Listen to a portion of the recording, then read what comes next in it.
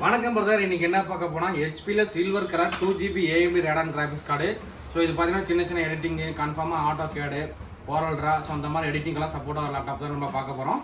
So அந்த laptop கூட நம்ம என்ன தர போகிறோம்னா ஒரு மவுஸ் ஒன்று கொடுத்துறோம் நண்பா. அது போக பார்த்தீங்கன்னா ஒரு மவுஸ் பேட் ஃப்ரீயாக கொடுத்துடலாம். அது போக கீபோர்டோட ஸ்கின்னு ஃப்ரீயாக கொடுத்துரும். ப்ளஸ் வந்து ஒரு பேக் ஒன்று ஃப்ரீயாக கொடுத்துறோம் நண்பா.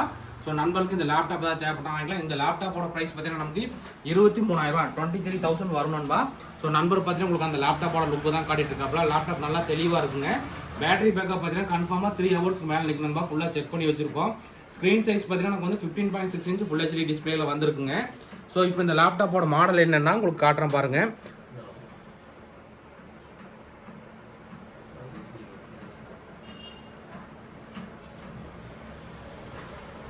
ஸோ இது பார்த்தீங்கன்னா நமக்கு AMD Ryzen 5ல வரும் நண்பா.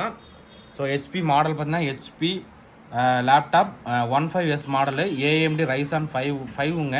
4 கோர் ப்ராசஸ் வந்துடும். ரேம் பார்த்தீங்கன்னா நமக்கு 32 GB சப்போர்ட் ஆகுங்க. ஸோ டிஸ்பிளே பார்த்தீங்கன்னா நமக்கு வந்து ஃபுல் HD டிஸ்பிளே வந்துடும் நண்பா.